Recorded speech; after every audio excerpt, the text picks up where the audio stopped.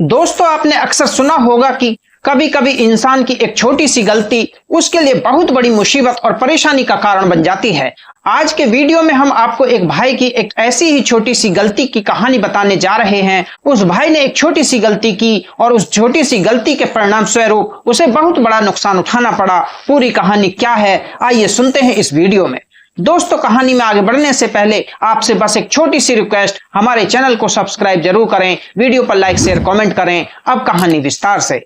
वो भाई बताते हैं कि मैं अपने एक दोस्त के गांव में उसकी बहन की शादी में शामिल होने गया था। बातों बातों में मेरे दोस्त ने मुझे अपने गांव के एक मोची के बारे में बताया। हमारे गांव में एक मोची है जो बहुत मशहूर है। उसके पास हमेशा ग्राहकों की बहुत भीड़ लगी रहती है। उसके मशहूर होने का कारण ये नहीं है कि उसके पास जूते और चप्पल बनाने का हुनर है, बल्कि ईश्वर ने उसे इतनी बुद्धि और दूरदर्शिता दी है कि मोची किसी के भी जूते या चप्पल अपने हाथ में लेता है और फिर उसे उसके गुजरे हुए समय और भविष्य के बारे में सही जानकारी देता है। अक्सर लोग उसके पास जूते चप्पल सिलवाने के बहाने अपनी स्थिति और भविष्य की जानकारी लेने आते हैं। उसके पास हमेशा भीड़ लगी रहती है। अगर आप उनके पास जूते चप्पल सिलवाने जाते हैं तो आपका काम तुरंत हो जाएगा। यह संभव नहीं है कि आपको कई घंटे का इंतजार करना पड़े। अपने दोस्त के मुंह से उस मोची की इतनी तारीफ सुनकर दिल में उस मोची से मिलने की इच्छा जागी। मैंने अपने दोस्त से कहा कि मुझे उस मोची से मिलना है, मैं उसे देखना चाहता हूँ, उससे बात करना चाहता हूँ। इस पर मेरे दोस्त ने कहा, रुको, हम उसके पास ऐसे नहीं जा सकते, मैं अपने साथ कुछ जूते या चप्पल ले लेता हूँ। इसके बाद मेरे दोस्त ने अपने घर में ढूंढा तो उसे अपनी माँ की एक टूटी हुई चप्पल मिली। उसने चप्पल उठाई और कहा, चलो मोची के पास चलते हैं। अब हम दोनों मोची से मिलने के लिए घर से निकल पड़े। रास्ता चलते चलते मेरे दोस्त ने मोची के बारे में एक कहानी सुनाई जो पूरे गांव में मशहूर थी। वो कहने लगा, करीब 32 साल पहले एक मोची ने गांव के बाहर एक बरगद के पेड़ के नीचे अपनी दुकान लगाई ताकि वो कुछ कमाई कर सके। लेकिन एक दिन ऐसा बीता कि उसके पास कोई ग्राहक नहीं आया। दूसरा दिन भी उसी हालात में बीता, उसके पास कोई ग्राहक नहीं आया, क्योंकि गांव के अंदर पहले से ही 3-4 मोची मौजूद थे। तो गांव के बाहर निकलकर उस मोची के पास अपने जूते चप्पल ठीक करवाने भला कौन जाता। राह चलते कोई मुसाफिर उधर से गुजरता तो वो मोची के पास चला जाता। इसके अलावा वो कई दिनों तक वहीं बैठा रहता। उसके पास कोई ग्राहक नहीं आता। उसका जीवन बड़ी गरीबी में चल रहा था। वो बहुत परेशान हालात में था। दोपहर का समय था जब गर्मी की तीव्रता बहुत अधिक थी और सभी लोग अपने अपने घरों में मौजूद थे। उस समय मोची बरगद के पेड़ के नीचे बैठा ग्राहक के आने का इंतजार कर रहा था कि तभी एक बूढ़ी औरत उसके पास आई जिसकी चप्पलें पूरी तरह से टूटी हुई थी और बहुत ही ज्यादा पुरानी थी। वो मोची के पास आई और बोली, बेटा, क्या तुम मेरी चप्पल ठीक कर दोगे? मोची ने कहा, हाँ अम्मा, लाओ चप्पलें मुझे दे दो, मैं अभी ठीक कर देता हूँ। इस पर बुढ़िया बोली, बेटा, तुम इसकी मरम्मत कर दोगे, लेकिन मेरे पास तुम्हें देने के लिए पैसे नहीं हैं। इस पर मोची कहता है, कोई बात नहीं अम्मा, आपने मुझे बेटा कहा है, क्या बेटे भी कभी किसी काम के लिए माँ से पैसे लेते हैं? लाओ अपनी चप्पल मुझे दे दो, मैं उनकी मरम्मत कर दूंगा, तुम्हें पैसों की चिंता करने की जरूरत नहीं है। बुढ़िया ने अपनी चप्पलें उतारकर मोची को दे दी और मोची चप्पलों की मरम्मत में जुट गया। उसके बाद बुढ़िया बरगद के पेड़ के पास गई। वो पेड़ का चक्कर लगाती रही और उसके बाद मोची से कहती है, मैं गांव में मौजूद सभी मोचियों के पास गई, लेकिन कोई भी मेरी चप्पल मुफ्त में ठीक करने को तैयार नहीं हुआ। लेकिन तुम मेरी चप्पल को पहली बार मुफ्त में सिलने के लिए तैयार हो गए। अब मुझे इस चप्पल का असली वारिस मिल गया है। बेटा, तुम मेरी तरफ से ये चप्पल अपने पास रख लो। इस पर मोची कहने लगा, अम्मा, अगर ये चप्पल तुम्हारे पास होंगी तो ये तुम्हारे काम आएंगी। अगर मैं इन्हें अपने पास रखता हूँ, इससे मुझे क्या लाभ होगा? इस पर बुढ़िया कहती है, बेटा, तुम ये चप्पल पहनकर यहीं बैठो और जब तक ये तुम्हारे पैरों में रहेंगी तब तक खुदा तुम्हें खूब बरकत देगा। ये चप्पल जब तक तुम्हारे पैरों में रहेंगी तब तक ये तुम्हारी किस्मत बदल देंगी। जब तक ये चप्पल तुम्हारे पास होंगी किसी का मोहताज नहीं रहोगे। आखिर मोची ने उस बुढ़िया की दी हुई चप्पलें पहन ली। अगली सुबह जब मोची बरगद के पेड़ के नीचे अपनी दुकान पर पहुंचता है तो किसी तरह उसने बुढ़िया की दी हुई चप्पलें अपने पैरों में पहन ली। जैसे ही मोची ने उस बुढ़िया की चप्पलें पहनी, अचानक उसकी दुकान पर ग्राहकों की भीड़ जमा हो गई। पहले रास्ते में इक्का दुक्का मुसाफिर उसके पास आते थे। गांव के लोग तो गांव में मौजूद मोची के पास ही अपने जूते चप्पल ठीक कराया करते थे, लेकिन अब गांव के लोग उस मोची के पास भी अपने जूते चप्पल लेकर आने लगे। अब उस मोची को खाने पीने का भी समय नहीं मिलता था। वो इतना व्यस्त हो गया कि आखिरकार एक दिन आजमाने के लिए उसने अपने पैर से उस बूढ़ी महिला की दी हुई चप्पल उतार दी और चप्पल उतारते ही अचानक पहले से आए ग्राहकों की संख्या में कमी आ गई और वो बिना चप्पल जूते ठीक कराए वापस जाने लगे। कुछ दिनों के बाद खुदा ने न सिर्फ उसकी रोजी रोटी में बरकत दी बल्कि उसे वो आंखें दी, उसे वो समझ और निगाहें दी। वो किसी ग्राहक के जूते चप्पल हाथ में उठा लेता और उन्हें उठाने के बाद ग्राहक का भविष्य भी बता देता। जब लोगों को इस बारे में पता चला तो उसके यहाँ ग्राहकों की संख्या कई गुना बढ़ती चली गई। हम दोनों बातें करते करते आखिरकार उसकी दुकान पर पहुंच गए। उसकी दुकान क्या थी? वहां एक बरगद का पेड़ था। बरगद के पेड़ के नीचे जूते चप्पल रिपेयर करने का सारा सामान रखा हुआ था। उनके 2-3 चेले भी वहीं बैठे हुए थे। ग्राहकों का मेला लगा हुआ था। संयोग से जब हम वहां पहुंचे तो मोची वहां मौजूद नहीं था। सभी ग्राहक मोची के आने का इंतजार कर रहे थे। हम भी मोची के आने का इंतजार करने लगे। कुछ देर बाद मोची आया। मोची को देखकर मेरे आश्चर्य की सीमा नहीं रही। वो देखने में एक आम इंसान लग रहा था। मुझे ये देखकर आश्चर्य हुआ कि ऊपर वाले ने इस आदमी को इतनी समझ और बुद्धि दी है कि किसी के जूते चप्पल हाथ में पकड़कर उसका बीता हुआ समय और भविष्य बता सकता है।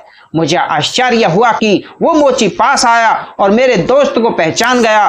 क्योंकि वो दोनों एक ही गांव के रहने वाले थे, इसलिए उसने हाथ बढ़ाकर उसकी माँ की चप्पल हाथ में ले ली और कहा, सबसे पहले हम आपकी चप्पल ठीक कर देते हैं।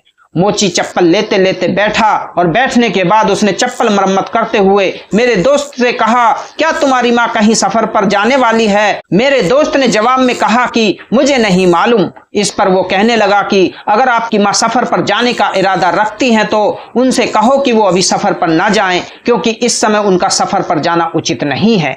अगर वो सफर पर जाती हैं तो उनकी जान को खतरा हो सकता है।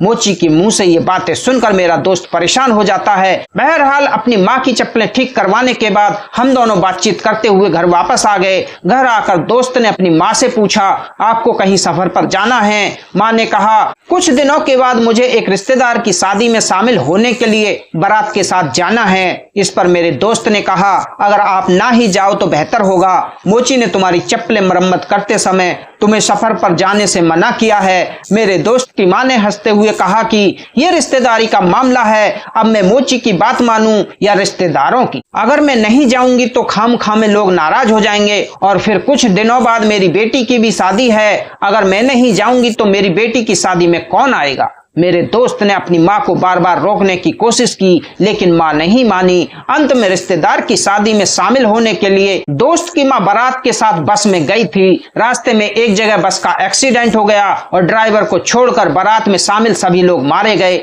ये मामला मैंने अपनी आंखों से देखा था कि मोची ने मेरे दोस्त की माँ को सफर पर जाने से मना किया था, लेकिन वो नहीं मानी। नतीजा उन्हें अपनी जान से हाथ धोना पड़ा। कुछ दिनों के बाद जब मेरा जूता फट गया तो मैं भी अपने जूते ठीक करवाने के लिए उसी मोची के पास गया। मैंने अपने जूते मोची को दिए तो उसने कहा, 2-3 दिन बाद आना। मैंने अपने जूते वहीं दिए और घर वापस आ गया। जब मैं 2-3 दिन बाद पहुंचा तो मोची दुकान पर मौजूद नहीं था। मैं उसका ज्यादा देर तक इंतजार नहीं कर सकता था। हालांकि मैं चाहता था कि जूते ठीक होने के साथ साथ मैं अपने भविष्य के बारे में भी जान सकूं, क्योंकि मैंने कई जगह इंटरव्यू दिए थे लेकिन मुझे कहीं से भी नौकरी नहीं मिल रही थी। मैंने अपने जूते उस मोची को इसीलिए दिए थे ताकि जूते ठीक करवाने के साथ साथ मुझे यह भी पता चल जाएगा कि मेरी नौकरी का क्या होगा। मैं काफी देर तक उसका इंतजार करता रहा, वो नहीं आया।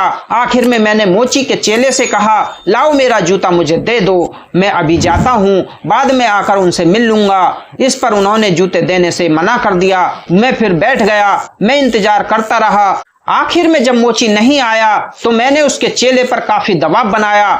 आखिर में वो मजबूर होकर मेरे सामने एक जैसे 3 जूते लेकर आया और कहा, देखिए इनमें से कौन सा जूता आपका है। मैंने उन तीनों जूतों को देखा, तीनों एक जैसे थे। मैं समझ नहीं पा रहा था। आखिर में एक जूता मुझे ऐसा लगा कि ये मेरा होगा। मैंने जूता ले लिया और लेने के बाद कहा, मैं जा रहा हूँ, बाद में आकर मोची से मिलूंगा। तब चेला कहने लगा, हमें ये इजाजत नहीं है कि हम उनकी गैर मौजूदगी में किसी को जूते या चप्पल दें, लेकिन आपने हम पर इतना दबाव डाला इसलिए हमने आपको दे दिए। आखिरकार मैं अपने जूते लेकर घर आ गया। मैं जूते मरम्मत करवा के अपने घर लौटा कि जूते की मरम्मत के साथ साथ मेरी किस्मत भी बदल गई। मैंने एक जर्मन कंपनी में नौकरी के लिए इंटरव्यू दिया था, मुझे ये नौकरी ऑफर हुई, मेरा सिलेक्शन हो गया। एक सप्ताह के भीतर ही मुझे जर्मनी के लिए रवाना होना था। मैंने ऊपर वाले का शुक्रिया अदा किया और मन ही मन में मोची का भी शुक्रिया अदा कर रहा था। एक सप्ताह बचा था, मैंने तैयारियां शुरू कर दी। मोची से मिलने की बहुत कोशिश की लेकिन मौका नहीं मिल पाया। यहाँ तक कि मैं जर्मनी चला गया। जर्मनी जाने के बाद मुझे एक फ्लैट अलॉट कर दिया गया। सैलरी का बहुत अच्छा पैकेज मिल गया, जॉब भी बहुत अच्छी थी, कंपनी भी बहुत अच्छी थी, मैं बहुत खुश था। मैंने सोचा कि जब मैं भारत वापस जाऊंगा तो सबसे पहले उस मोची से मिलूंगा और उसका तहे दिल से शुक्रिया अदा करूंगा।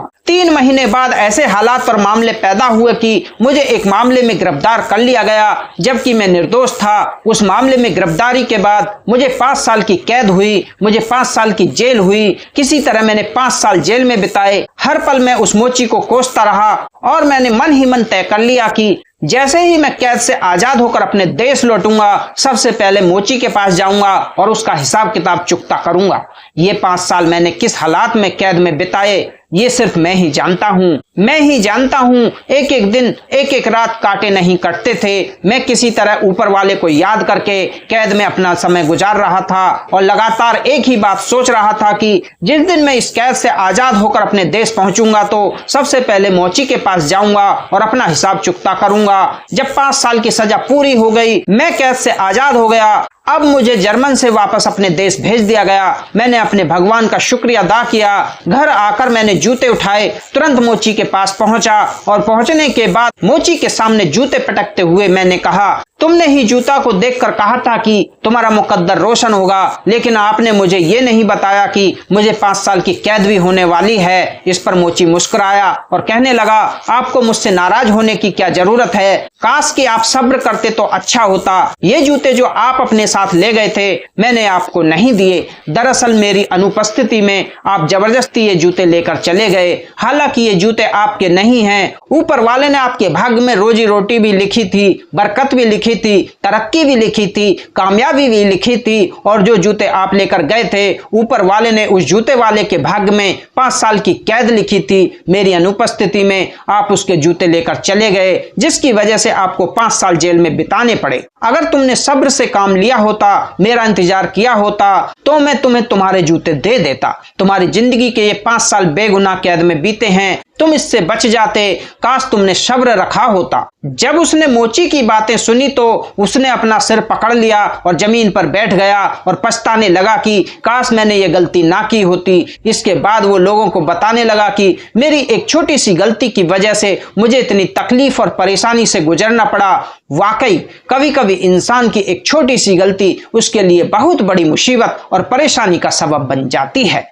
आज की वीडियो में इतना ही। वीडियो अगर अच्छी लगी तो वीडियो पर लाइक शेयर कमेंट करें। अगर आप हमारे चैनल पर पहली बार आए हैं तो चैनल को सब्सक्राइब करें और घंटी वाले बटन को ऑल पर सेट करें ताकि आगे आने वाली वीडियो का नोटिफिकेशन सबसे पहले आपको मिलता रहे। मिलते हैं दूसरी वीडियो में किसी नई कहानी के साथ। तब तक के लिए धन्यवाद।